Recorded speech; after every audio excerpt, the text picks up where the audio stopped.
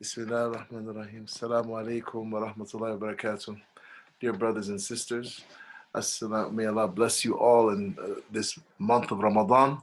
This is a month that Allah describes as A'udhu billahi minash shaitanir rajim, ayamin ma'adudat, limited days, and we've already passed the halfway mark. We're in the 15th day of Ramadan, subhanallah. And mashallah, it's been a blessed, really blessed month, even though we have not been physically in the masjid. I can tell that many of you have been cultivating a mosque in your hearts, in your souls. My name is Adeyinka Mendes, and I am very happy to be sharing with you some of the words and some of the wisdom of the great Muslim scholar, the great Muslim sage, Muhammad Jalaluddin Rumi. And we have been, since the very beginning of Ramadan, in the mornings after dawn, we've been reading selections from his works.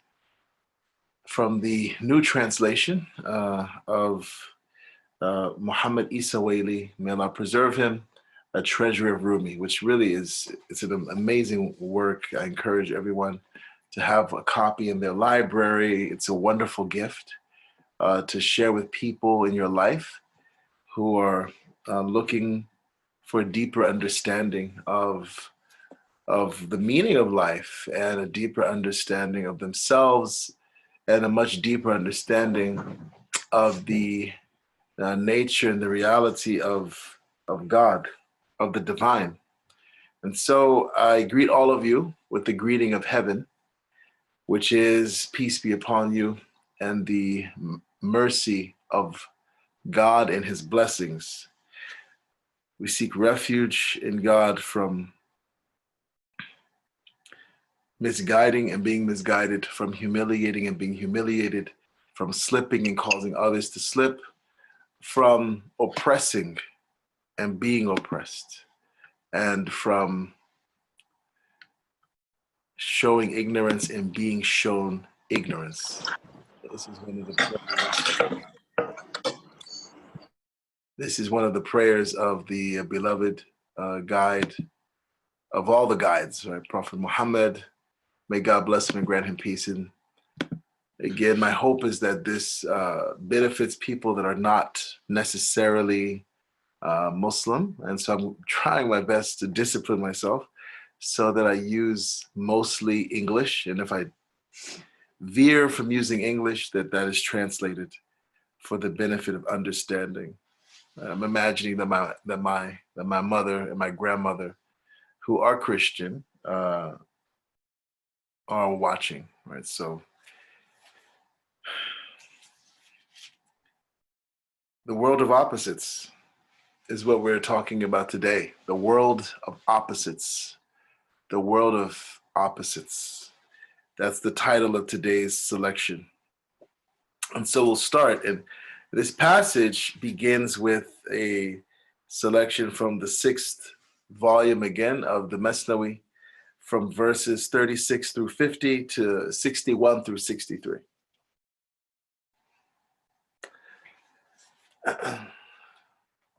Imam Rumi, God have mercy on him, says, when you look at it, this entire world is a battle.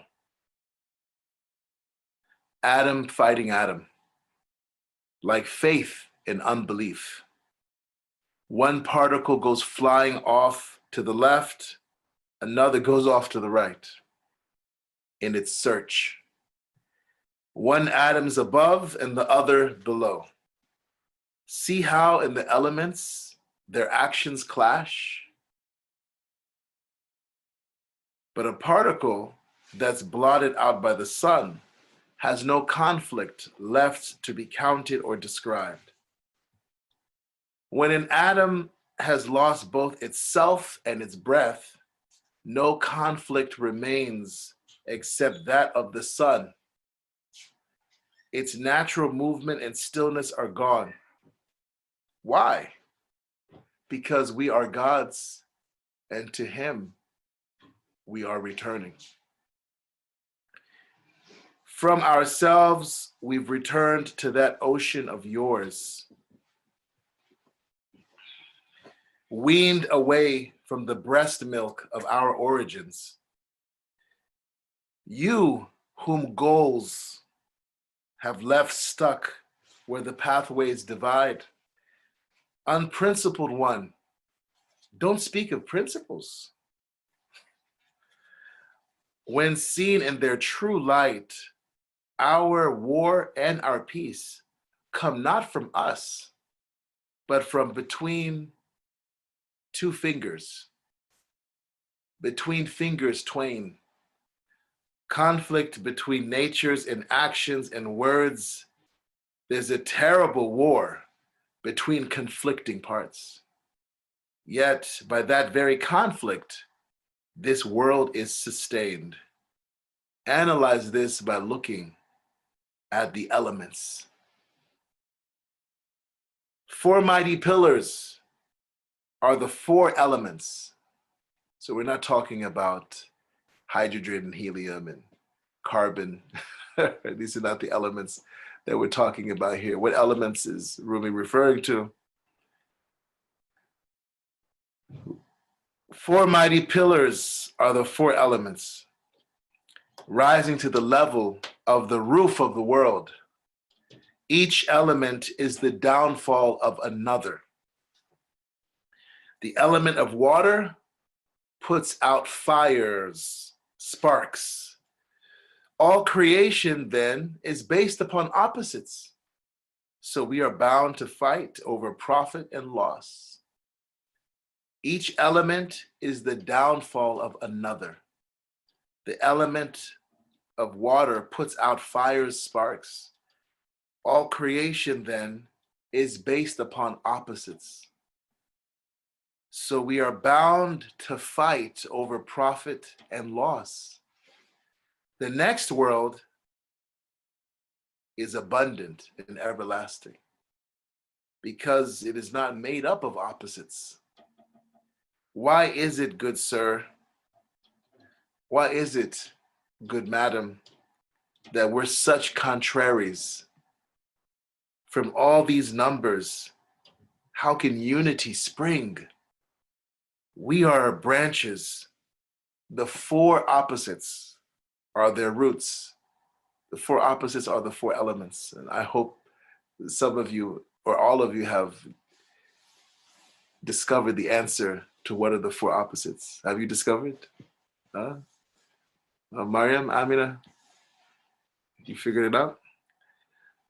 We are branches. The four opposites are their roots. It's the root that gave every branch its own traits. It's the root that gave every branch its own traits. The essence of the spirit transcends all divisions. Its nature reflects the divine transcendence. Alhamdulillah. So what are these four elements? Do you know? What are they? Fire, water, air, earth. Very good. Making sure my daughters are awake.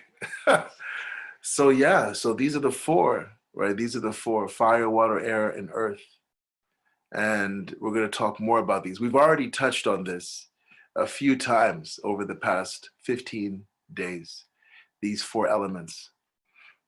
Yes, thank you, Sister Sharon. Exactly. Earth, wind, water, and fire, right? Earth, wind, water, and fire. Hence, some of you might be familiar with the music group, right? Earth, Wind, and Fire, right? It was one amazing soul R&B group, very spiritual. Their lyrics are very spiritual.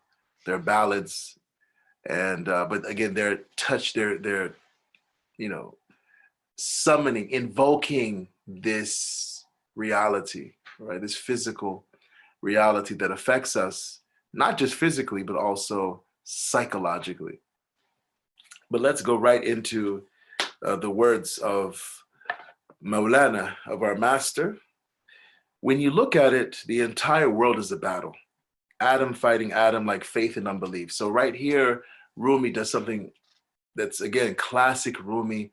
He's talking to you about what's going on in the world, in your life, in politics, in economics, and in the physical realm.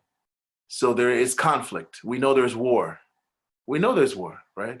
And there's war between human beings at the macro geopolitical level. We see war within our own hearts, right? And the war between human beings is really an extension and expression of the war that's going on inside our own souls. The conflict that's going inside our own souls. And he's connecting the battles that you see between tribes, between nations, but between corporations. He's connecting that to the war between atoms, right? That there's also allegorically a war going on, not with the same, of course, emotions and the same interest, but many of the same dynamics are at play. It's about dominance, right? It's about survival. One particle. So again, Rumi's talking about the atomic world, the world of molecules and compounds and quarks and neutrinos and protons, neutrons and electrons. One particle goes flying off to the left. Another particle goes flying off to the right, right? In its search. And so he personalizes these atoms that you know, they're moving, they're dynamic, right? They're not all in one accord. One goes to the left, one goes to the right. Then he says one goes above, the other goes below. And see how in even the elements, their actions clash, right? And so these atoms are ultimately the expression of energies. And when he talks about the elements, and when traditional Muslims wrote about and understood the elements, and even to this day, in traditional Muslim medicine, in traditional Chinese medicine, in Ayurvedic medicine, there's this understanding that the physical world is based on this quadrant of elemental forces. And they would even say that the 117, how many elements there are on the periodic table now? 120 elements, more or less, huh? That they're really an extension of these four. So when we talk about fire as an element, don't think of fire itself as this, kind of plasma gas that burns, but it's an energy. It's an essence.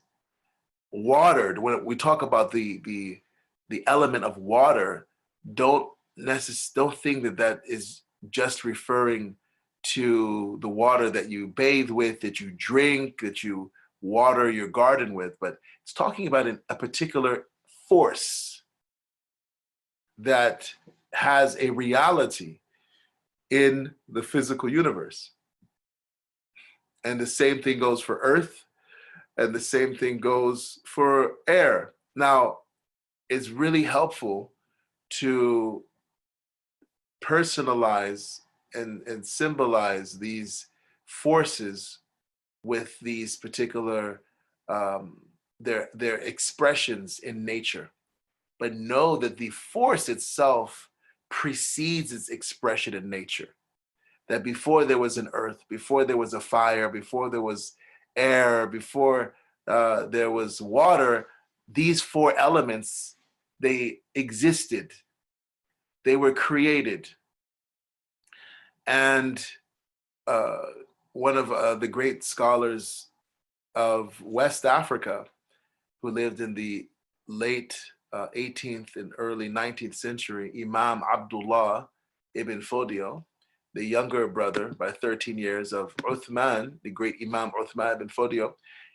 He writes in his work, he has a beautiful work called Al-Masalih al-Insan allati muta'alliqa bil-abdan wal-adyan, the well-being, the rectification of the human being, the rectifying of the human being, the well-being of the human being related to bodies and to faiths. Or you could say related to the physical and to the spiritual.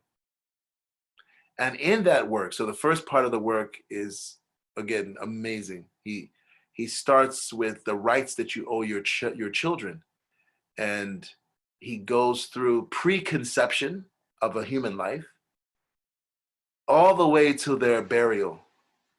And he goes through each stage of the human life and how to safeguard the human soul at each stage, from preconception to conception to birth, through infancy and childhood and adolescence and young adulthood and mature adulthood, elderhood, and the state of advanced age, and ultimately, as I said, to the person's death. What are the responsibilities that the parents, and by extension, the community has to that soul, to help it in its journey to God, to help it in its journey of moral cultivation, moral rectification, to help it in its journey of spiritual flourishing. And that's the first half of the book. The second half of the book is about medicine. It's about medicine. The first part's about the soul, guarding the soul of those people around us. And then the second half of the book deals with the body and how to safeguard the body, how to honor and bring balance and equilibrium to the body. And it is when a soul, when the human soul has balance and the human body has balance, that you have health. Right? This is fundamental to the what was at the root of traditional Islamic medicine, what's called Tib Yunani, which literally means Hellenic medicine or Greek medicine, because the Muslims built on the medicine of the great Greek physicians, and of course the Greek physicians built on the medicine of ancient Egypt, Kemet, from the likes of Imhotep, which literally means the man of peace, or the Muslim. And Allah knows best if he was a conscious practicing Muslim, but his name means the one of peace, or the person of peace, Imhotep. Hotep meaning peace in ancient Egyptian. So these elements are really important. And even in the Quran, as I've said before when I touched on this, I didn't go into a lot of detail, these elements are mentioned. And so Sheikh Abdullah, Imam Abdullah ibn Fodio, may Allah have mercy on him, he has a beautiful creation story at the beginning of this section on the body, where he talks about how the four elements were the first forces that Allah created, and how the elements of not fire, water, and air and earth, but he talks about how Allah created the forces of cold or coolness and heat, which really is what? Heat is energy, right? It's movement.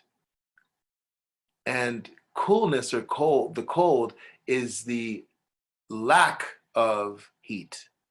And then Allah created wetness, right? Allah created moisture, and Allah created dryness. And of course, dryness is the lack of wetness. Okay, so really you have two, right? Two. You have heat and you have wetness, and then they're opposites, or they're the absence of those two. right?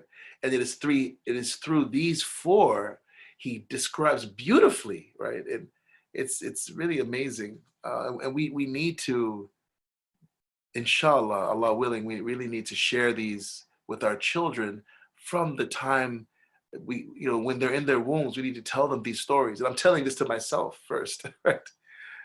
Because these stories, and what's important to me is not that they're necessarily literally accurate, but they are metaphysically accurate, right? They are cosmologically accurate.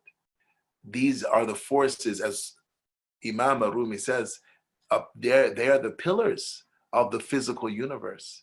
And so he explains how, hotness and coolness, wetness and dryness, it is their interaction and their attraction and their repulsion,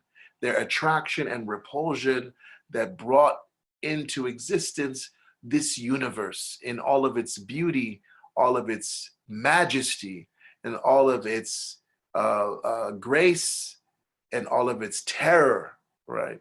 And he goes into explain how the sun and other stars and the planets and the galaxies and how they all came into existence through the interplay of these forces. Now, in the Quran, the last time we spoke about this, we talked about how there are certain letters of the Quran that are water letters, certain letters that are earth and air and fire letters. Okay, and again, those of you who are familiar with Avatar, The Last Airbender, this is right up your alley. So yes, the Avatar was based on this principle as well, and they even extended it to different martial arts styles. If you watch the series, it's a really good series to watch with your children. I watched the whole thing, with my children. We really enjoyed it, and it brought a lot of opportunities for discussion. And there are many elements of that animation series that are very, very, very, very Islamic. And so it is something that, I look forward to watching with my children again and again and again, maybe once or twice a year, because it grounds them. There's so much, what they call in England rubbish that's on television and, that's broadcast for our children's consumption. But that's really one of the more profound pieces of art, of animation that's come out in the past 20 years. Avatar, The Last Airbender. I would much rather my children watch that than SpongeBob, for instance, right? But anyway. So the other thing I wanted to say before we continue is that these forces, fire at its essence is what? It is heat and dryness, right? And fire people that have this as their dominant temperament, their dominant physical and psychological constitution, are people that are hot and dry. Okay? So fire comes from these two, hot and dry. Okay. And those of you, a few of you were at my marriage workshop, not last year, but in 2018, right? The end of 2018. And we talked about knowing yourself and how the four temperaments are important in a marriage for communicating with your spouse, understanding yourself, first of all, and then understanding your spouse and how to speak their language. And I think it's actually quite, more profound than the 5 love languages. And so we went over that. And many of you who attended that workshop, that marriage workshop, you discovered, what your temperament is, what your element is. So fire people are hot people. They're dry. They tend to be drivers, go-getters, people who are A-type personalities. But because they're like fire, they end up destroying a lot of things in their, along the way of, accomplishing the mission, a lot of things get burned up and consumed with fire people, right? And they tend to be attracted to positions of leadership and authority. So a lot of world leaders are fire nation people, if you want to use the word of avatar. A lot of people in upper level management and CEOs, a lot of religious leaders are fire people, imams and sheikhs, and a lot of these people are fire people. Generally, whenever you find people in any kind of leadership in society, whether it's religious, economic, political, social, you'll find many fire people there. Not exclusively, but you'll find they kind of gravitate towards those positions because they get the job done.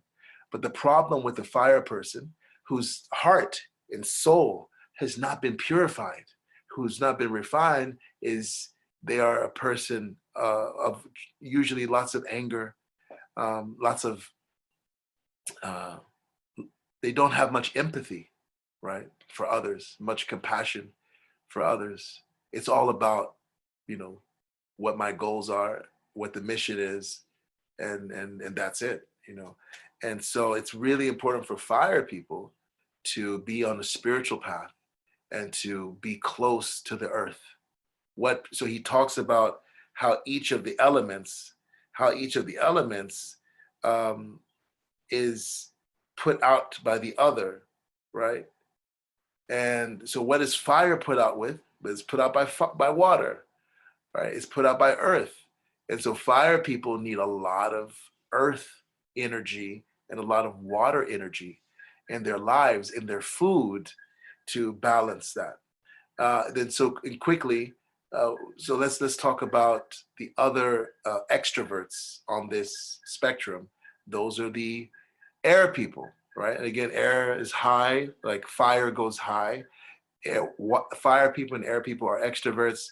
Air people are more social. They are natural connectors.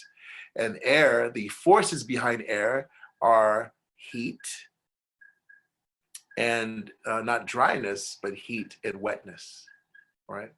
When you have water and you heat it up, it turns into what? Water vapor, right? So that's also the idea here, the philosophical idea that's behind this. And the thing about air people is, while they're very great at connecting and harmonizing with people, they tend to be concerned. They have tremendous empathy, right? Like unlike fire people, their weakness is they tend to be very overly optimistic. They tend to be superficial, right? And they tend to want attention. Right? They're social. They're the person at the party that is the center of attention. The air person, right? Being in a social environment gives them a natural high. They're air, right? And like air, they're everywhere, right? They're social butterflies. Fire people, they want appreciation, credit. Right? Fire people, in addition to getting the mission done, they want to be recognized generally, right? Unless their heart gets purified and they no longer crave praise. Air people, they just want attention, not appreciation. They just want to get people's attention. Again, until their heart is purified and they transcend, become light. Water people, on the other hand, are coldness and wetness. Coldness and wetness, right? And they tend to be people that are very comfortable with keeping the boat from rocking, keeping the status quo, right? They're very diligent, very methodical, right? That's one of their strengths. Water, if you want something done right, ask a water person to do it. If you want something done, just ask a fire person, right? But if you want it done right, methodically, accurately, following, dotting all the I's, crossing all the T's, legally, right? Not taking any shortcuts. Fire people love to take shortcuts, right? Let's burn the bridges. We'll talk about it later, right? Well, water people are very careful, very careful. They work slowly because they're perfectionists, right? And they don't like again to upset things. They kind of like things the way they are. Let's keep the peace. Like Rodney King said, why can't we all just get along? That's the water person. They are conflict averse. They avoid conflict. And then lastly, we have earth people. Earth people are coldness and dryness. So they lack heat and they lack wetness, right? They're earth people. And earth people are very grounded, as you can tell by the force in nature that's associated with it. They're very grounded. They tend to be very spiritual. Like water people, they are the introverts of these four, right? They're the introverts. And they are like water people in that they are perfectionists. They have very high standards. And they tend to have a very small group of friends. The air person, everyone's their friend, right? Or so they think, right? The earth person, no. They have a small, like maybe a handful of people that they consider their friends. And they are very analytical, right? And their weakness, each of these has a strength and a weakness, is they're hypersensitive. Yeah, they don't take criticism well, and because of that, it's hard for them to improve because they take usually criticism as a personal attack. Okay, so I wanted to just share that with you, and then what we see in the Quran is that each of these elements has a prophet that overcomes that element. Right. So who can tell me in the chat, who's the prophet that overcomes fire? Okay, someone asked, okay, Sham asked, just to clarify, wa alaikum salam, when you speak of fire as temperament, you're not speaking of those who worship fire. No. We're talking about fire, and again, fire is a metaphor for the force, for the elemental energy. It's an elemental cosmic energy.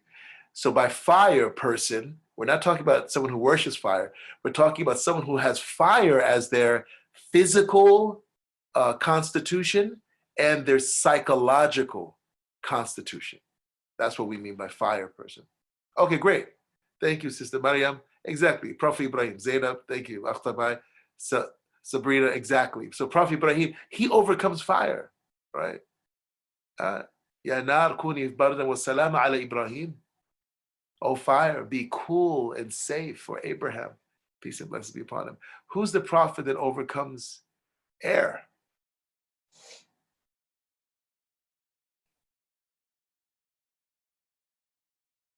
Let's see who may know the answer. Who's the prophet? Yes, thank you, Sister Suleiman, mashallah. Sister Zainab, yes. So Prophet Suleiman, right? He overcomes air. He flies in the air, and not just him, his army, right? They fly in the air. So Allah subjugates air for him. And who's the prophet that Allah subjugates water for? Everyone knows this one. Water, no, yeah, exactly. Moses, peace be upon him. Not Yunus, but Moses, Prophet Musa alayhi salam. Okay, and when you look at the story of Musa alayhi salam, it's all there, right? Water's right at the beginning. His mother throws him into the water. He places his staff, and the water splits, right, for the Israelites to cross through. He hits the rock, and 12 springs come out. There's water. When he's going on his journey, we read about this in the juz, right? The 15th and the 16th juz of Surah Al-Kahf that we're reading right now, the chapter of the cave. Where does he meet Al-Khadr, his guide, the spiritual guide, the green one? He meets him where? Majma' al-Bahrain, at the gathering, the place of convergence of the two oceans, the two seas, right? The sea of knowledge of the outward sciences and the sea of knowledge of the inward sciences, right? They meet at these two seas, right? So water is all throughout the life of Prophet Musa, alayhi salam. And then what about earth? Who conquers earth? Yes, Prophet Dawood, alayhi salam, peace be upon him. Allah makes iron and pliant for him. He's able to work iron just with his hands. It doesn't have to be heated up, right? The mountains make tasbih with him, right? So it's all about, the mountains glorify Allah subhanahu wa ta'ala through his leadership. Exactly. Yes, Sister Zainab.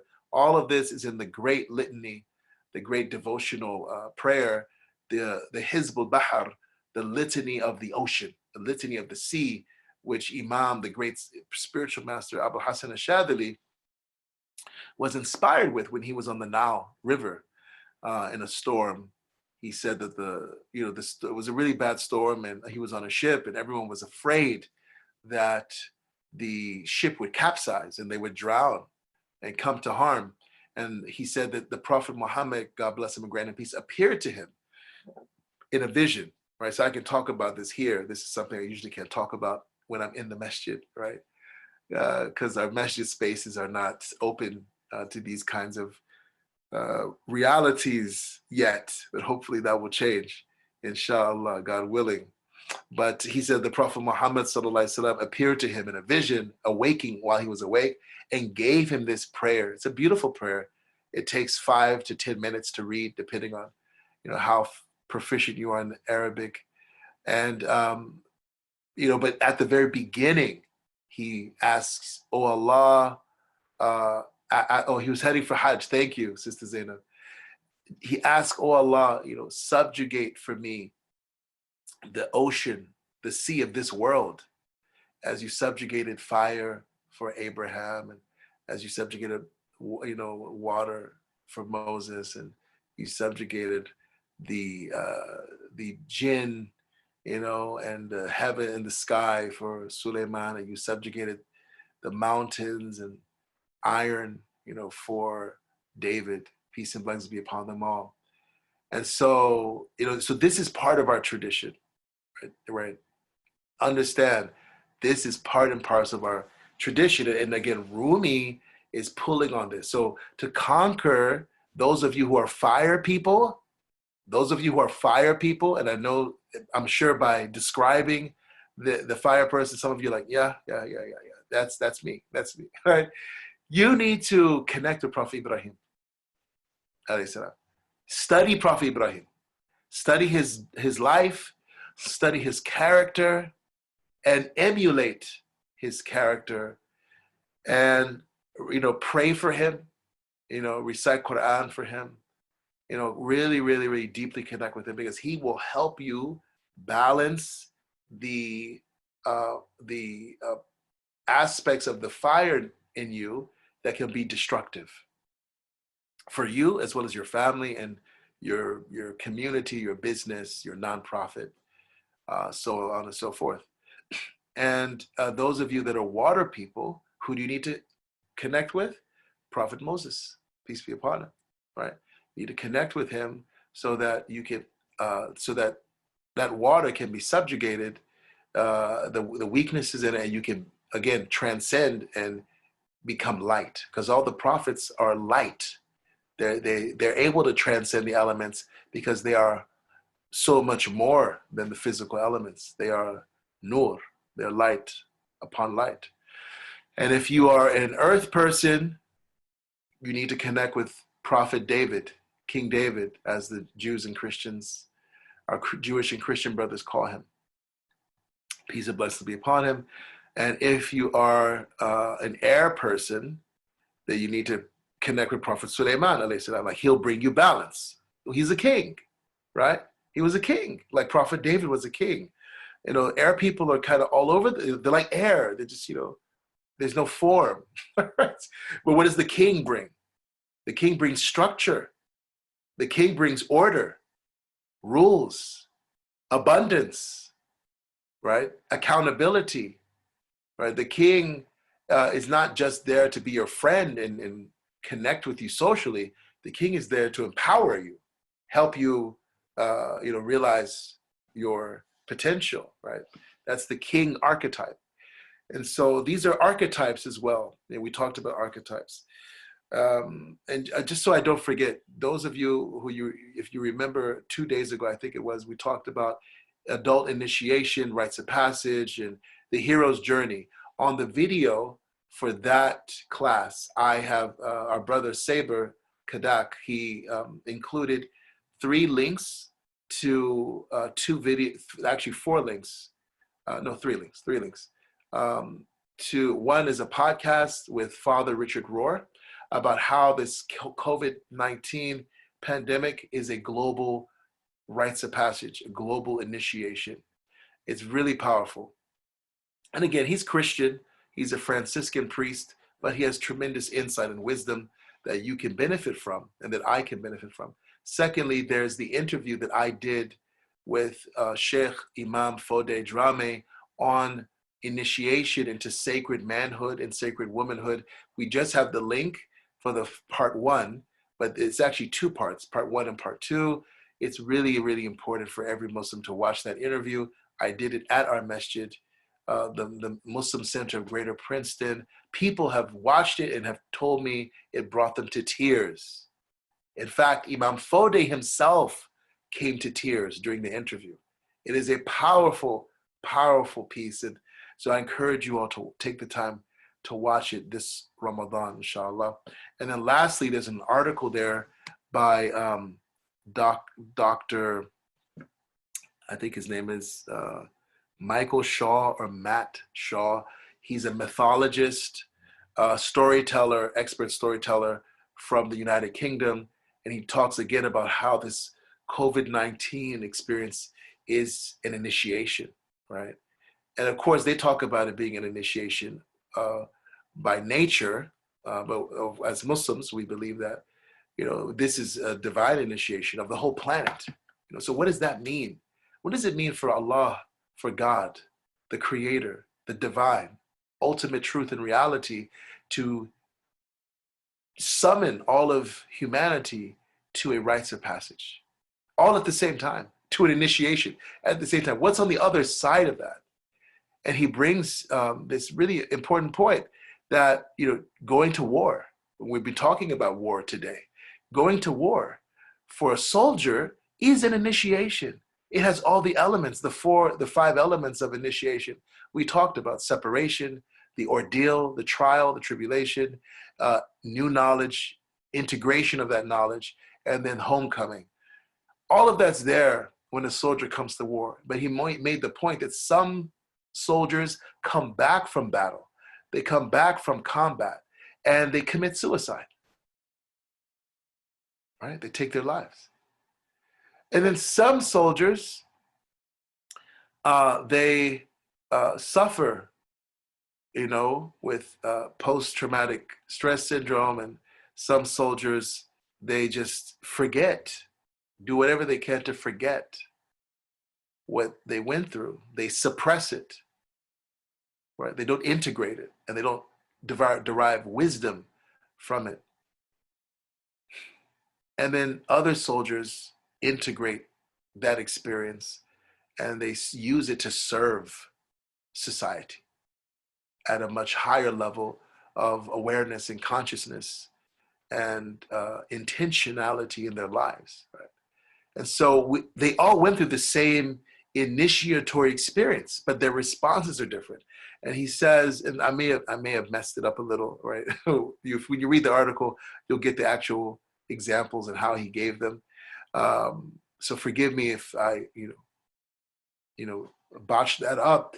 But my point is, and his point is, they all went through the same initiatory experience. They all went through the same rites of passage. They all crossed the burning sands, to take an example from fraternities and sororities together. But their responses were drastically different, again, based on what they're made of, based on, what's inside them, based on their experiences, their history, what they're carrying with them, maybe based on past trauma, based on their spiritual depth and religious foundation, and other factors, right? Some based on their biology, right? And he said the same thing will most likely happen with this experience that we're in right now. It is a global initiation, but how each person deals with it, how each family deals with it, it's going to, some families are going to, it's going to be like suicide for them, right? They won't, not that they'll all die physically, but they just will completely check out, right? Right? They'll lose their connection with life because of this, right? And others will respond by wanting to just forget it all and go back to life as normal, like it never happened, right? An example of the first are like the response of people to the First World War, the Roaring Twenties. People just wanted to party and shop. I shared the article with you, the news story that my friend shared with me about Hermes, that high-end retail chain, French retail chain. They made the day after the stay-at-home order was over in China, they made $2.7 million in one day. Right? That's a retail chain in one day, because people are just like, let's go shopping, let's, and again, that's how some people are going to respond to this. But then there's going to be another group of people that take the wisdom, the lessons, with all of its pain and all of its bitterness and all the tragedy of this time, and understand that within the tragedy is tremendous sanctity and holiness, and an opportunity to come back and live in the world with tremendous knowledge and wisdom, and to use that to serve, not just serve humanity, but to serve the planet. And so all of this is really important. All of this is really important. So let's go to Dr. Whaley's words, and I'll add whatever I think needs to be added. I want to be cognizant of the time. And so Maulana Rumi, he says, may Allah have mercy upon, may Allah preserve him and benefit us through him. Muhammad Isa Whaley says that Maulana Rumi, right? Maulana means our master. Rumi means the Roman, literally, or the Byzantinian, because he lived in what was part of, used to be part of Byzantine Rome, right? And so people from that part of the world were called Rumi, even though he was originally, according to many scholars, from Afghanistan. He frequently reminds his readers and listeners of this world's deficiencies. Its transitory nature is unsurprising, right? So Rumi's always reminding us of the defects of this world, the imperfections of this world, and its temporality. This world will not last forever. It has lots of defects. There's lots of things that are lacking in this world. And not only that, it's not going to last forever. This dimension is very finite. We are God's, and to him we return. He quotes the Quran, Surah 2, the second Surah, Ayah 156. This is the quote that Muslims say whenever some calamity happens, whenever there's a hurricane or an earthquake, or whenever there's loss of life or loss of property. This is our automatic knee-jerk response, and it should be, because this is fulfilling a divine command, but it should be said not rotely, not robotically, but it should be said with a deep recognition. Inna lillahi wa inna ilayhi raji'un. Indeed, to God we belong. We don't own any of this. We don't even own ourselves. We're not in control. We belong to God, and to him we're going back. To him we're returning. So watch how you respond. You know, you belong to God, so whatever you're dealing with, God willed that to happen, and you're going back to God. So respond in the most beautiful way, considering the opposing forces at work in it. Right? Its transitory nature is unsurprising, considering the opposing forces of heat and coolness, of dryness and wetness that are in the world. It's physical. Its physical foundations, after all, are the four natural elements. In Persian and Arabic, these are called arkan, pillars. They're also called the amzaj, right? The temperaments. Your mezj is, fire, water, air, earth, which both intrinsically and symbolically represent the fundamental oppositions inherent in the world of phenomena. And these are at the root of, again, attraction and repulsion, not just between, fire and water, for example, but between people, right? There's certain temperaments that they're like oil and water. They don't just get along. You should marry that person, right? And if you get married, and you may have a loving relationship, you may have a healthy relationship, but it's going to be kind of interspersed with headbutting and conflict, maybe arguments that are had with love and and whatnot. But you get to make up, right? You get to kiss and make up. At the same time, these elements are also complementary, and without them, the physical universe would not exist, right? So,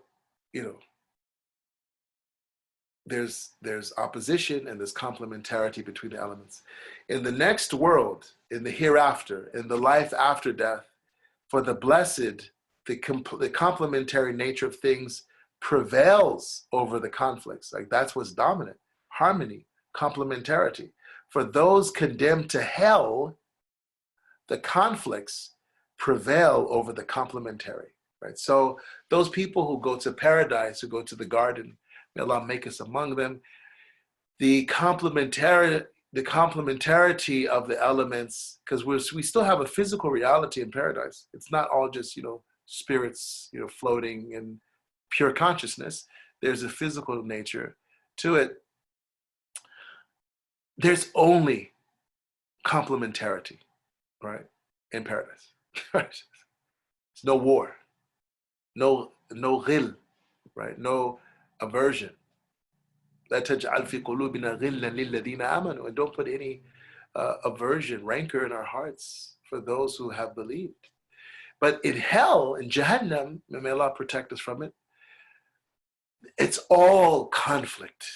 Right? People blaming others, oh Allah, they're why we're in hell, and give them more punishment, and and the fire on top of fire, and there's extreme heat in hell, and there's extreme cold in hell as well, according to our narrations. Right? So there's all just conflict, infinite, intensified conflict, like we don't even realize, we have no experience of in this present dimension. There's no counterpart to hellfire that can lessen it unless the divine compassion intervenes. Allah says, God says, their torment shall not be lightened. Quran, 2nd Surah, Ayah 86, Ayah 162, and the 3rd Surah, Ayah 88. But God knows best, and He is the most compassionate. Fingers twain, the two fingers that are mentioned in the poem, allude to a tradition related in the Sahih of Muslim, the authenticated collection of Muslim, according to which the hearts of all of Adam's children are, metaphorically speaking, held between the two fingers of God. These are interpreted as being his finger of Jalal, or majesty, and severity, and his finger of Jamal, which are beauty and kindness. And you see certain, the names of Allah Ta'ala as well. They are, some scholars like Imam al-Ghazali, they categorize them into names of beauty and kindness and grace, mercy, love, and uh, names of justice, of severity, of rigor, of majesty and power, right? And then there are other names that, when those two come together, the majestic names and the merciful names come together, they give you what's called Kamal, or perfection. So there are names of Kamal. There are names of Jalal, names of Jamal, and names of Kamal. Names of severity, names of grace and kindness, and then there are names of God's perfection. So an example of a name of perfection is Allah's name, Al-Haq, the absolute truth. An example of a name of kindness is God's name, Al-Ghafur, the one who forgives all sins. A name of severity is Al-Mumit, the one who causes death, right? So there's Al-Muhyi, the one who gives life. There's Al-Mumit, right? Which is its opposite, that the one who causes death. And they're not separate gods, as some religions teach. They're attributes of one divine self, right? And the two together, you need life. You need the cycle of life and death, of growth and regeneration, of decay, to make the world what it is, right?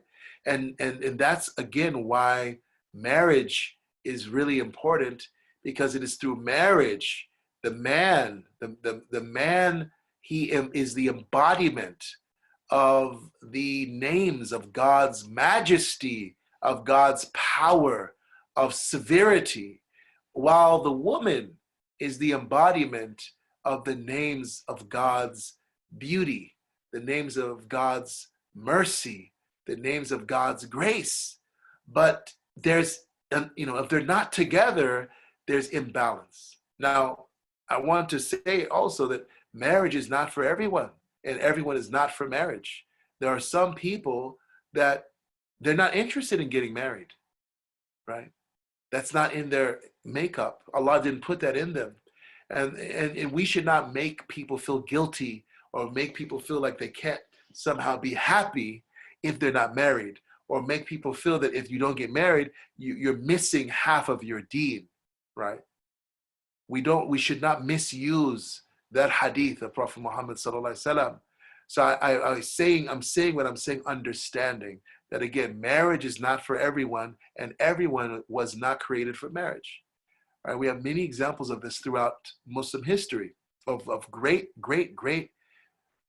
human beings, of great saints and sages who never got married, right? And this is for different reasons, right? Some of them are physical, some are psychological, and some are spiritual, right? Then we shouldn't oversimplify the point here.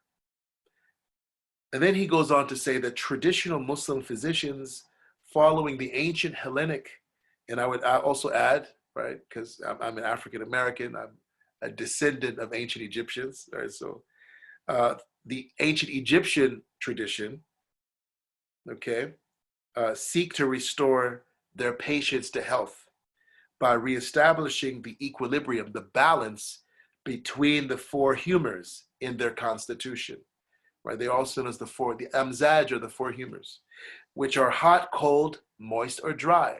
And so the Muslim physician, their responsibility, just like the Chinese physician and the Ayurvedic physician, is to bring balance to the kingdom of the human body, right? And the human soul, to bring balance. The human soul, too, is subject to internal conflict, requiring treatment by a spiritual physician and striving on the path until its constituent elements are restored to the complete equilibrium which characterizes its fitrah, or primordial nature. So this is the job of the sheikh, of the spiritual mentor, of the murshid, is to bring balance to your soul. And the stress many of us feel, the the um, the moral weaknesses that many of us are challenged with, the addictions that many of us have, are a result of imbalance. And so the sheikh, the spiritual guide, the coach, the spiritual mentor, the guide, the midwife of your soul, of your spirit, that's their job. That's his or her job. The doctor, the physical, the physician, right? The physical healer brings balance to your body. And everyone needs someone in their life who can bring balance to their body. As they say in Chinese medicine, to keep your qi flowing, that vital force, that life energy that should be flowing with balance throughout your body and connecting you to the qi that's in nature. And mashallah, that it's all about balance. And that balance should be in every part of your life. And the sheikh of the physician, the healer of the soul, that's their job, right? And that's why Sheikh Ahmed ibn Ajiba, in his commentary on the great poem on spirituality by Ibn al-Banna, may Allah have mercy on them both. Ibn al-Banna, both of them, Ahmed ibn Ajiba and Ibn al-Banna, were great Moroccan sages and saints. But the difference between the two of them is that Ahmed ibn Ajiba, people knew he was a scholar.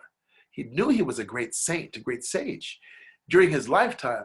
But Ibn al-Banna, no one knew him as that. They just thought he was, I don't know, I don't remember what his trade was, but maybe he just, sold, clothes in the marketplace. Maybe he was a shoemaker. Maybe he was a carpenter. I don't recall what his profession was, but no one knew him as a scholar. When this man died, Ibn al-Banna died, they found a book that he had written under his pillow or under his bed.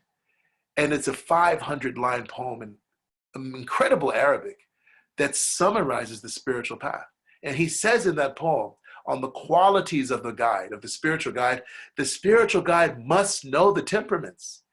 The spiritual guide has to know whether the people that he's shepherding, the souls that he's shepherding, are fire souls or water souls or earth souls or air souls or some blend.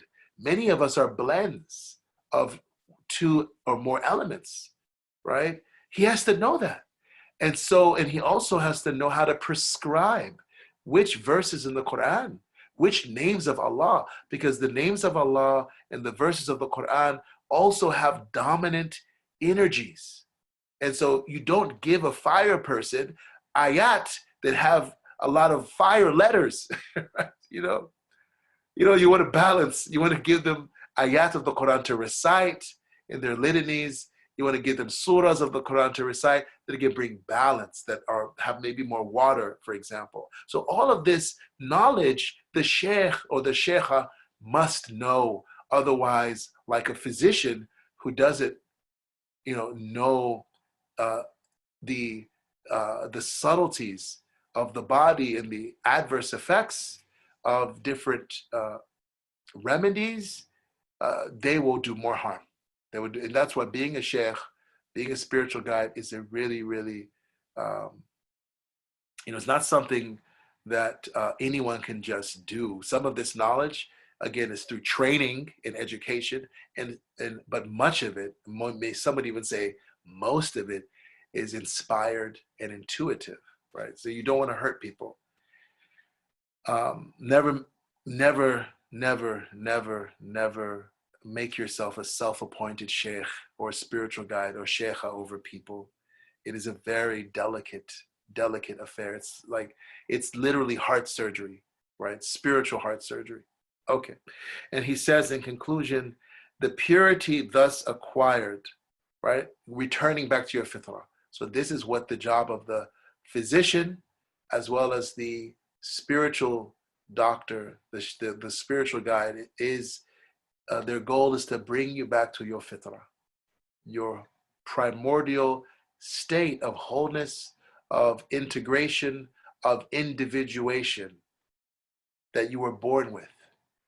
But for you to experience that as an adult, right? To experience that with the knowledge you've gotten through this initiation of life, right? Through the rites of passage of life, through the ordeals that you experience, Allah says once or twice a year, right? The longer you live, the more trials and tribulations, but it's to be in your fitrah while you're going through all of this. He says again in this last sentence, the purity thus acquired or regained is that of the essence of the pure spirit. This is what Rumi says in the last line, which transcends all divisions in nature. Its nature reflects the divine transcendence. And so this is what one of my teachers, Sheikh Ali Indo, may Allah preserve him, the developer of what's called liberation therapy and the initiatory way to peace, the initiatory way to service, and the awakening of consciousness. This is what he calls the intelligence of the real, where you now are able to transcend your blind spots, your cultural blind spots, your gender centric blind spots, your religious blind spots, your temperamental blind spots, your psychosomatic blind spots, and you're able to now see the world, see existence, see your life now with the light of God. Yani, the firas of the mu'min. ينظر بنور الله اتقي فراسة المؤمن. Right? The Prophet ﷺ taught us, call, fear, be careful, be vigilant, watch out for the light, be careful regarding the insight of the believer, the mu'min, the mu'mina, because he or she, they see existence through the light of God. And when you see through the light of God, you're not seeing it with any blind spots, right? They're not looking at you just from, this one direction. They can see you from in front and behind, meaning your future and your past. They can see you from above and below, right? They can see you on the right and the left, and they can see inside you all at the same time, right? That's what the light of Allah allows us to see. So it's not me or you who's having this comprehensive vision of the events of life, but it's through the light of Allah Ta'ala. And with that, we'll end. And may Allah Ta'ala help us to transcend the opposites. May Allah Ta'ala help us to realize the oneness of spirit. The more a person awakens to their spiritual identity, the more they're able to see things through harmony and unity and not in conflict, not with an us versus them mindset, as Richard Rohr and Malidoma Some and so many other people involved in initiation. Whenever you hear someone talking about the world or life in terms of us against them, right? Remember, you're the with us, you're against us. Remember that after September 11th, the tragedy of September 11th? That's the sign of an uninitiated person. And that's a sign of a person who's still, as Sheikh Bawa Muhyiddin, may Allah have mercy upon him, says, is in the prison of these four elements: fire, water, earth, and air. They have not transcended. They're not living from spirit. They're not living in consciousness. And such people cause lots of bloodshed, lots of turmoil, lots of havoc, lots of chaos for others. May Allah Ta'ala protect us. Alhamdulillah, Ya Rabbil Alameen. So let's now transition to your comments and your questions. Okay. Brother Kudrat says, now I recall many years ago when in Kuala Lumpur, Malaysia, KL, an elder matched the stages of our salah worship to the elements. Yes, very nice. I love this. I've never heard of that before. Standing to fire. Yes, good. Bowing to wind. Sajda to water. And sitting to earth. Very nice. Thank you. Excellent. I love it. Yeah. I've never heard that before, but I really, it makes perfect sense to me. MashaAllah. Standing to fire, bowing to wind, sajda to water, and sitting to earth. Yeah, and there are other parts of the prayer. I mean, the salah is so powerful, brothers and sisters. That's why people don't get it. They really, so many, first of all, many people who are not Muslim don't get it. Like, why are they doing this 5 times a day? Like, what's the point? Can't you just be a good person without having to stop everything you're doing and go, put your head on the ground, right? People just don't get it. And there's so many Muslims who don't get it. And the Prophet ﷺ he tried to tell us in so many words, like, if you knew what was in Fajr, if you knew what was in Asr, you would crawl on your hands and knees to make that prayer on time, in a group, in the mosque. Like, you would crawl. You would do whatever you had to do, but we don't. And so this is one example of how the different postures of the prayer are actually connecting us to those forces and really helping us to transcend them. The prayer also is based on the postures of the angels, right? That the Prophet Muhammad ﷺ saw on his Isra Miraj. He saw some angels standing, but that's all they do. They just stand in glorification of God.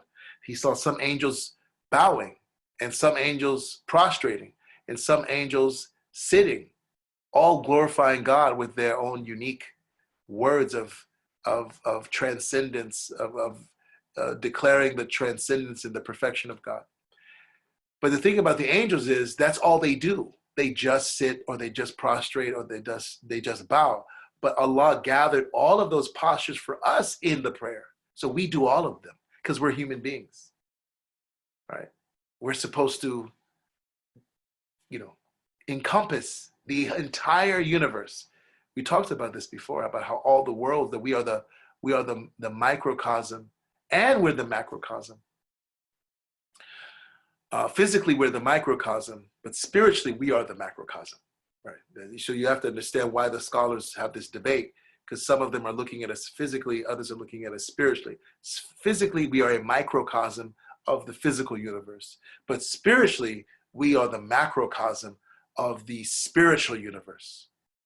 And the spiritual universe is based on the human being.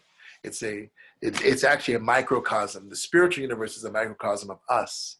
Like, all of what's in the spiritual universe is in us, right? And then also Sheikh Ibrahim Inyas, may Allah have mercy on him, a great 20th century sage and spiritual guide from Senegal. He's the one I mentioned. He lived 75 years, wrote 75 books, and had 75 children. He writes in his tafsir of Quran, his commentary on the Quran, scholarly commentary on the Quran, that is in 6 volumes, in the Meadows of Tafsir. I think only the first volume has been translated. He says that the different postures of prayer, they correspond to the different species of nature, right? So, and I don't remember exactly how he said it, but I think he said, when you stand, you are imitating trees in the prayer, in your qiyam. When you're in ruku', when you're bowing, you are imitating animals that move around on all fours, right? And when you're in sajda, you are imitating those animals that don't have legs, right? Whose heads are in the earth. And then when you are sitting, you're imitating the minerals, right? The rocks, right? And so all these 4 major aspects of creation, again, we are reflecting them, and we're connecting with them in the prayer, right? In the prayer. And again, if someone has read that, and if I missed anything or said it correctly, feel free to correct me. And then I could keep going on, right? There's some of you have seen, articles and writings on how, the prayer, the positions of the prayer, they reflect the name of Prophet Muhammad, Ahmed, right? When you're standing, you're like an aleph, the letter aleph. When you're bowing, you're like the letter ha. When you're in sajda, you're like the letter mim. When you're sitting, you're like the letter dal. right? Which spells the heavenly name of the Prophet ﷺ, Ahmed. Inna ubashirukum bi nabi min ba'di ismuhu Ahmed. I give you I give you a gospel, I give you good news, glad tidings of a prophet after me whose name is Ahmed. What does Ahmed mean? The one who's the most praised by God and the most, who God appreciates the most. And it also means the one who praises God and who thanks God more than anyone else. Right? He's the best at doing that. And so the prayer is, again, cultivating the Ahmed in you, cultivating Ahmadiyya in you. The very postures are spelling the word, the name Ahmed, sallallahu alayhi wa sallam. God bless him and grant him peace. So the prayer is very deep. And if you're not praying, or if you miss a prayer, you're actually depriving yourself of all of these realities. Now, you may pray and not know any of this, but get all the benefits. Like all the stuff that Qudrat mentioned and I just mentioned, you may know zilt, sifr, nothing. But when you pray on time and ideally with another person or one or more people, and ideally in the mosque, you're getting all of that. You're getting all of that. Right? You're connecting with the angels, you're connecting with the elements, you're connecting with the animals, with the plants, with the minerals, and you're connecting with Ahmed, the light of the Prophet sallallahu alaihi wasallam in his celestial, his nur, his Ahmadiyya, right? His Ahmedic state. And because the prayer is celestial. And so may Allah make his people of prayer. May Allah make his people of prayer. We don't realize what's in the salah. There's so much in there, and when you pray it, you get all of that. The deeper you go, 118 elements. Thank you, mashallah. Thank you, Sham. And I did get your text. I'm just working on responding to all the text I'm getting. So forgive me. I know a few of you texted me yesterday, like Sham. So if I didn't respond, please be patient with me. I will get back to you, inshallah. So Tamara asks, what is the name of the book by Imam Abdullah Fodio? It's called Masalih al-Insan al-Muta'alliqa bil-Abdan wal-Adyan. And it may be available on the Sankore Institute digital archive, right? So if you go to, there's a website by Sheikh Mohammed Sharif bin Farid, who I was blessed to meet and benefit from when I first embraced Islam 27 years ago, I think it is. That was 1993. Yeah, 27 years ago, alhamdulillah. And he was really my first teacher. And, so he may have translated it. And it will be, it probably will be translated as the rectification of the human being regarding the body and the spirit. I started translating it, but I haven't finished. And so if he hasn't translated it, inshallah, I'll finish it with your prayers and with Allah's help. I was teaching that book a few years ago, and it was a really blessed class, and a lot of people benefited because it teaches you everything you need to do for your children, for yourself, and whatnot. Tamara also writes, the Avatar series is now available on Amazon. Yes, it was produced by Nickelodeon. Yes, it's probably the best thing that Nickelodeon ever produced. Before or after, Okay, there's an article, ScienceDirect.com, science article pi. Okay, I'll look that up. And I'm not sure what that's about. Maybe you can, let me know what that's about. Someone sent me a link for an article. Okay. And Sham writes, Assalamu alaikum. Oh, okay. This is an article on Weger Medicine. Wow, amazing, beautiful, very nice. Okay, Unani. I'll just read the abstract for people. Weger Medicine, of course, people know that Uyghurs are our brothers and sisters from East Turkestan that's been occupied by China, and they've been put in, over 1 million of them have been put in concentration camps. And last Ramadan, there were reports from credible news sources of how they were not allowed to fast Ramadan. They're being brainwashed to be good members of the Communist Party and not practicing Muslims. And it's really terrible. And we need to pray for them, and we need to be aware of their struggle and support them. Join the boycott, and all these other, all these efforts to assist them. Weger medicine refers to the traditional medicine of the people residing in the oases of the Taklamakan Desert in the northwest corner of modern China. Let me go down here. I'm not going to read everything. Thus, the knowledge of Greek humoral medicine spread to the Uyghur regions because modern Uyghurs had extensive contact with Greco-Roman civilization, even beginning in the 4th century before the Common Era and continuing with different extent until the 6th century Common Era. That's in the time of the Prophet ﷺ, right? When Arab Persian medicine arrived, along with Islam in the 10th century, it met both Buddhist medicine and the developed folk medicine. In this paper, we argue that Greco-Roman, Arab Persian, and Uyghur medicines are all of essentially the same system under holistic humoral medicine. We further assert that traditional European medicine is based on the same tradition, and while it was discarded in the West to treat bodies, but modern Western psychology is still using this humoral model. They just use different language, but they still recognize the 4 main personality types, but they don't use it to treat the body anymore.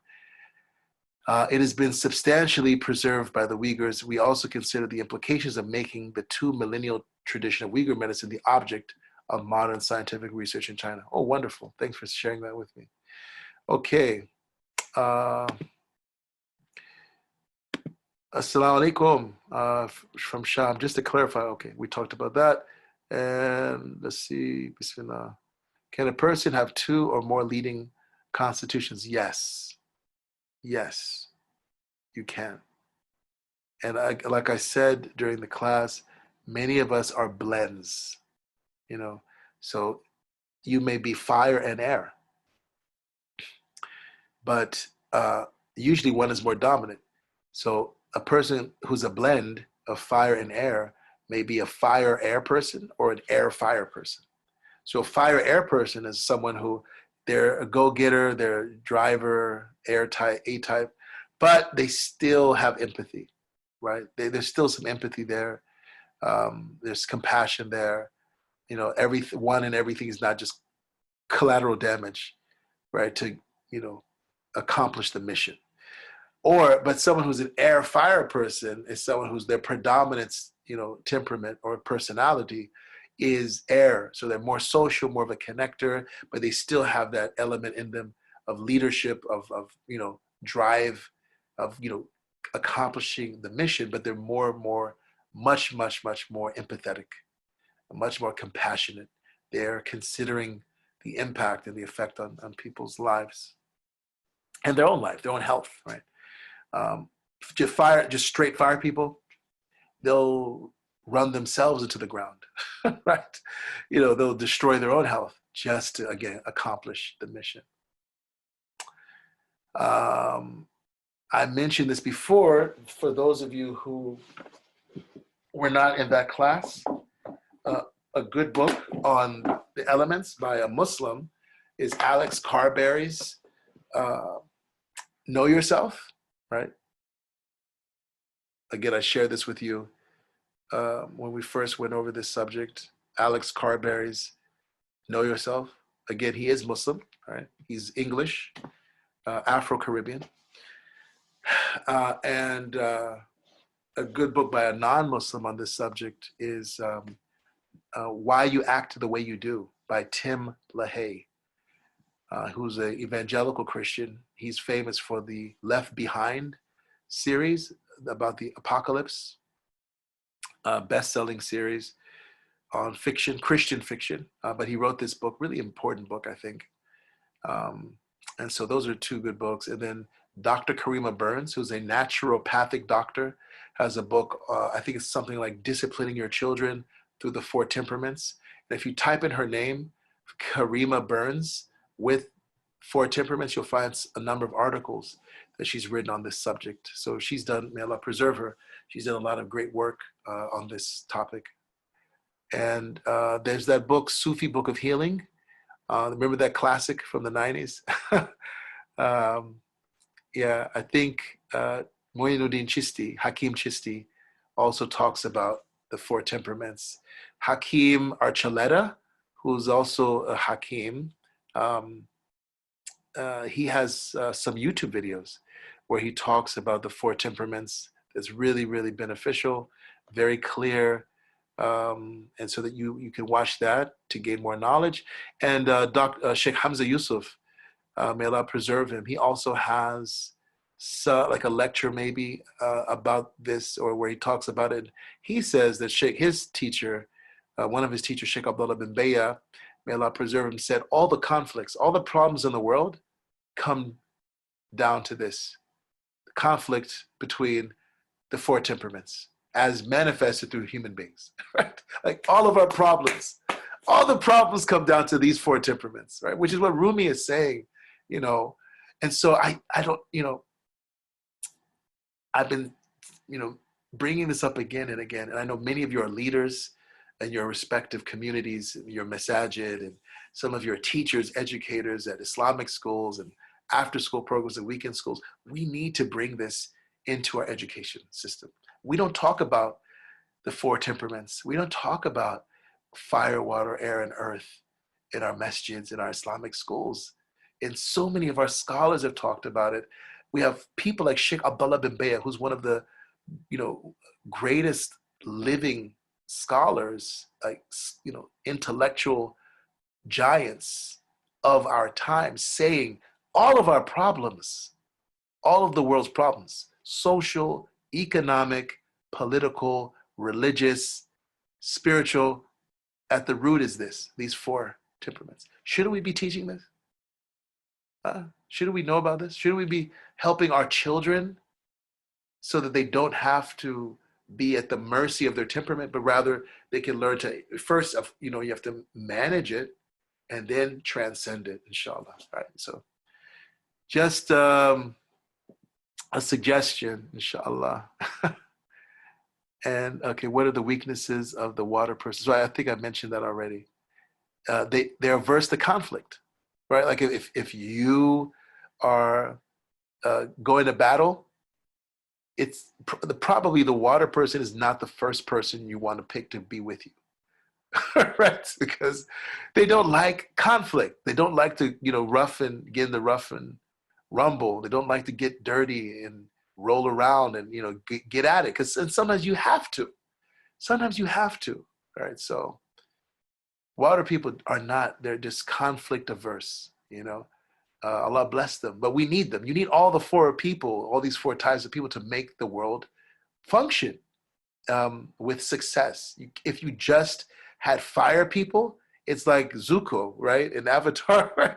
If you just had fire people, problem, you know, and, you know, they want to just invade everyone, right? And one of the things, another thing that Avatar gets right is there's some countries, some ethnic groups are fire tribes, right? You know, our brothers and sisters from Pakistan, India, Afghanistan, maybe Pathans, are Pathans fire people, right? And some tribes, some ethnic groups are water people. It's true. And some are air, and some are earth, right? And some are blends. Yeah, so you have to, it really gives you a deep insight into human nature, right? Salam alaikum, Sister Amani. How do you know which is your dominant temperament if you exhibit traits of more than one? Alhamdulillah, there are tests you can take online. I think my wife, Ruqayya, may Allah preserve her, she mentioned a test that she was recently, she, came across, I think, or someone else mentioned too. I don't remember. But yeah, there are tests online. And again, if you read the books, like the books I just mentioned to you, Know Yourself and Why You Act the Way You Do, which, why you drive the way you do, why you shop the way you do, all of that has to do with your temperament, why you work, the way you do, at your job, or why you run your business the way you do. All of it's connected to your temperament. And that's why, like, even, the Prophet ﷺ, who were the people in his inner circle? Abu Bakr, Umar, Uthman, Ali. Allah be pleased with them all. And if you study their personalities, you'll see that, Abu Bakr, Umar, Uthman, Ali, they all had one of those dominant temperaments, right? It's balance, right? So, yeah.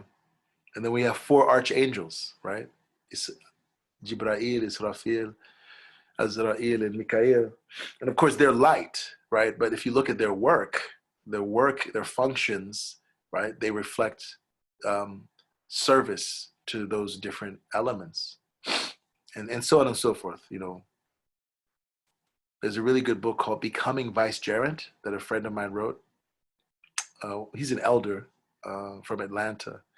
Just a brilliant human being, brilliant. He's an artist, he's a mathematician, he's a scholar of the Quran, Munir Mahmoud. He, some of you may have met him. Pray for him. He has ALS, Lou Gehrig's disease, just like Ustad Osama Cannon. May Allah give both of them healing and well-being. But he wrote this book, Becoming Vicegerent, that you can buy on Amazon, where he goes into, basically, like, one of my teachers, I told him about the book. He said he's given you everything. Like, he's taught you, in this book, he gives you like a theory of everything. Like, he ties in everything together. And it's based on his insights into the Quran. So if you're interested in becoming a vicegerent, becoming a khalifa, you should read that book. It's a deep, deep, deep, deep book. And it has implications, scientific and technological implications as well, and applications. Wa alaikum salam, Ali. I hope all is well with you. I was wondering if there was a good book resource that goes into more detail. Okay, and if they go into detail about the foods recommended for people of certain elements, jazakallah khairah. So the 2 books that go into food recommendations are the Book of Sufi Healing, really, really good resource. Alhamdulillah, excuse me, I'm not getting enough sleep. And secondly, there's a book by the same author, Hakim Chisti,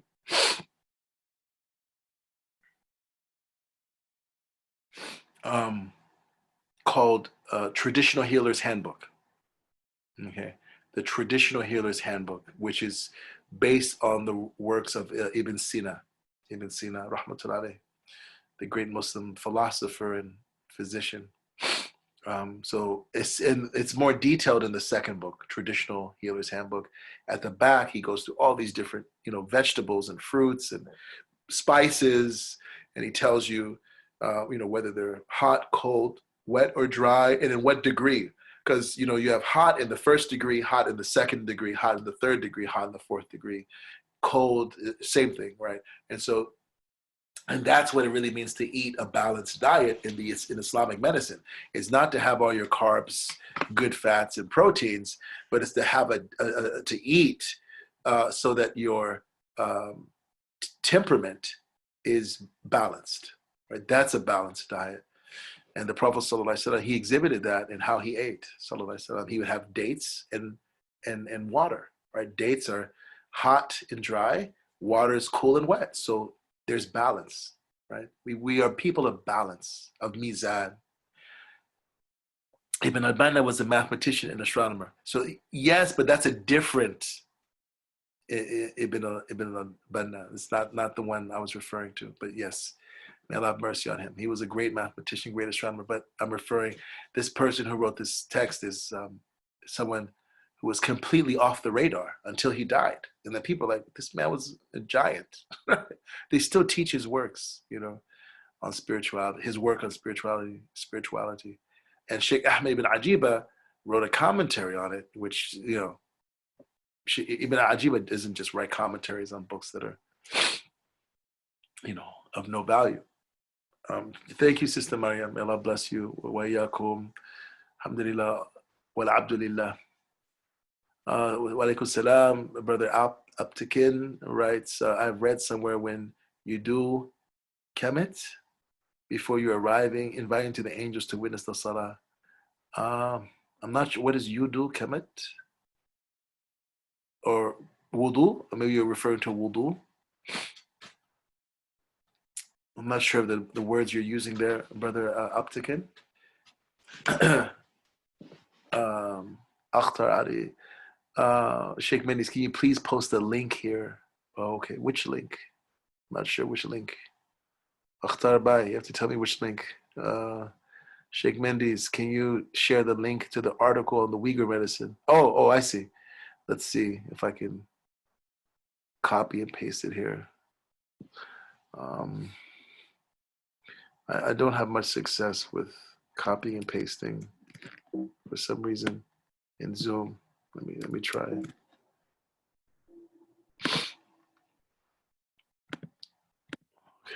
Okay. Oh no, it's not doing it. I don't know, when I click on it, there's no, let me do this. Okay, I think I can get it here this way. Let me go through the back door.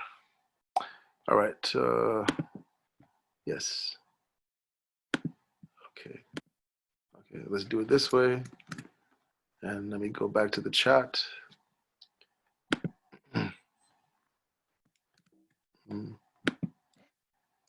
Okay, got it. And there it is. It's in the chat. I think, Akhtabai, if that's what you're asking for, it's in the chat. And Sister Amani, it's in the chat now. Sister Tazeen from the 313, mashallah. Can you mention the name of the book again in Arabic? Masalih al-Insan al-Muta'alliqa bil-Abdan wal-Adyan. And I don't know if it's online in Arabic. I do have a hard copy at home. Yeah, so, but it's, it's a long book, so I don't have the time to scan it. But, maybe, I don't know. If it's not online, maybe just reach out to me. Maybe I can have one of my children scan it. Inshallah, we'll see. Can you write the name of the book by Imam Abdullah al-Fodio? Write the name, yeah. Okay, sure. Masalih al-Insan al-Muta'alliqa bil-Abdan wal-Adyan. Yeah, that's it in transliteration. My Mac, I don't have Arabic. Okay, Iqama. Okay, thank you. Uptakin Bey. Okay, sir, sorry, in Turkish, kemet is Iqama. Yeah, so, okay, I see what you're saying. That when you make Iqama, you're inviting the angels. MashaAllah, that's amazing. So we do know from a hadith, right, that when you call the adhan and the iqama, that Satan, Allah protect us from him and keep him, and may Allah curse him, that he runs away quickly. And so it stands to reason that the angels actually come. And we should be conscious of that, that we're inviting the angels. And there are online quizzes to determine your element. Yes. Yeah, thank you, Brother Khalid. That's true. Masalih, yes. Yes, that's it. Exactly. Tazeen, exactly. Masalihul insan al-muta'alliqa bil-abdan wal-adyan. Right, that's the book. Arabic. Tamara says, wa alaikum salam. What was the name of the bookstore where you can find the Masalih? Oh, you can't find it in a bookstore. No. Yeah, no bookstore. But I think I mentioned a link where you may be able to find some of the books, and I'll put that link in. It's the Sankore Institute. It's the Sankore Institute of Islamic African Studies. It may be there. Let's see, on their website in the digital archive. Let me see. Their website is siiasi.org. And yeah, okay, I'm on the digital archive. I can share my screen with you all so you can see what I'm doing. Here we go. All right, share. All right, so you all can see my screen now. So this is this website is the Sankore. This is the homepage. The Sankore Institute of Islamic African Studies International. It's curated by Sheikh Muhammad Sharif, who's an American scholar, historian, artist, graphic artist as well as martial artist, and he's again my first teacher. And so this is the digital archive.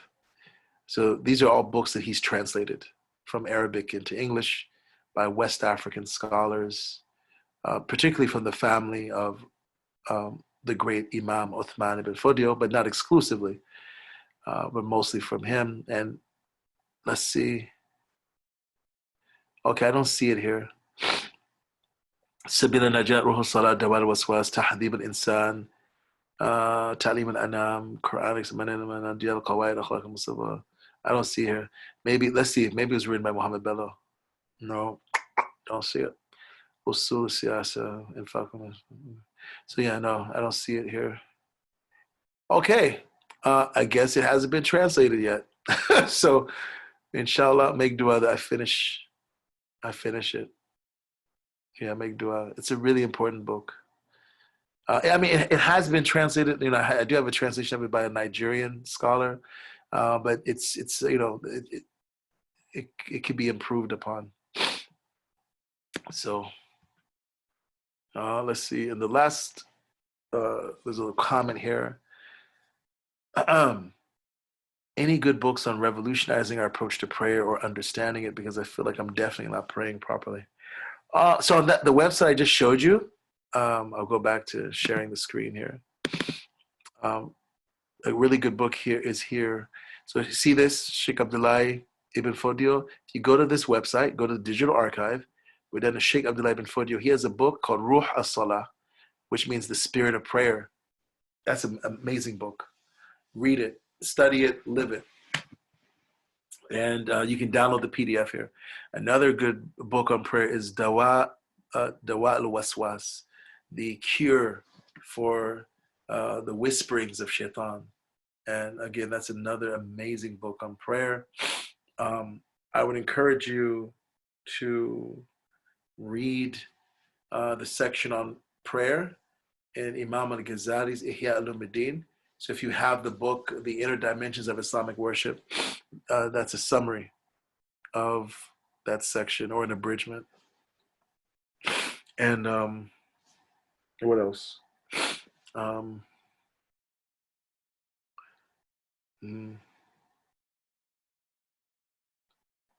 There's a book by Noor Jarahi or Lex Hickson called The Atom from the Sun of Knowledge, I think it is. Atom, Sun, Knowledge, Hickson. Yeah, this is the book here on Amazon. Yeah, Atom from the Sun of Knowledge. Yeah, so that's the book. Yeah, Atom from the Sun of Knowledge, Lex Hickson, Noor Jarahi. This book is amazing. So he has a section on prayer that is very deep, and yeah, mashallah. And what else? Imam al-Ghazali, Adam from the Sun of Knowledge. Yeah, and then ultimately, the secret to a deep prayer, like The secret to deep prayer is a deep wudu. You understand? The more present you are in your wudu, and the more your wudu is like the wudu of Prophet Muhammad sallallahu alaihi wasallam, and he used to make wudu sitting down, facing the Qibla, facing Mecca, and using water that was in a pot or a kettle or something like that. The more your wudu is like his, the less you're rushing in your wudu, and the more you're in a state of remembrance of Allah. When you make wudu, the deeper your prayer will be. The prayer starts at the wudu. Secondly, the more you spend time in remembrance of Allah throughout your day, outside of the prayer, the easier it is to access that state in the prayer and to have a heart that's less distracted while you're in the prayer. Thirdly, one of the things that's helped me a lot is mindfulness practice and meditation. And I have a series of videos on YouTube on the theory and practice of Islamic meditation that a lot of people have benefited from. Our dear brother who's been joining us, and I'm just honored that someone like him would even spend time listening to someone like me. Kamal Ayubi, who's here, he has been practicing Islamic meditation for almost 30 years, and he's been trained in it by his spiritual guide, Sheikh Hisham Kabani and Sheikh Nazim Haqqani. May Allah be pleased with him. Chaplain Kamal is a chaplain in the hospital. He's starting to share more and more, videos and work on things. And my hope is that he and I can do something together. But even if we don't, he's someone that I encourage all of you to reach out to learn the fundamentals of, Muslim mindfulness and Muslim meditation and contemplation. That has helped me tremendously in my prayer, getting to that place of stillness and serenity and openness in the salah. And so Brother Kamal Ayubi, who's right there, you can see him, his profile picture there with his son, I think that is, he's a resource for you all. And he's very active on Facebook. He's very accessible. May Allah preserve him. And he's also in the 313, Badr, right? 313 is the area code of Detroit. And, tomorrow night is the 17th of Ramadan, which is the commemoration of Badr, right? So that's the night of the 313, right? The people who protected the Prophet ﷺ at Badr, who protected Islam at Badr, who were the best. The Prophet ﷺ said in a sound hadith, like they are the best of humanity, after the prophets, right? And the angels who were at Badr, who fought alongside with them, Jibril said they are the best of the angels. So it's a lot going on in 313. I just got a book about Islam in Detroit called, I think it's,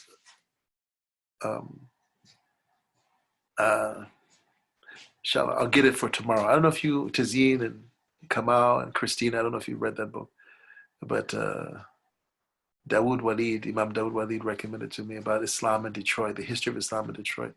Anyway, that's it. Inshallah, may Allah bless all of you.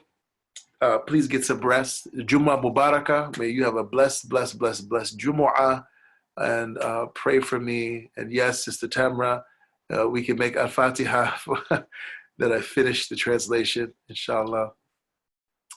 And again, keep Imam Suhaib Sultan in your prayers and his family.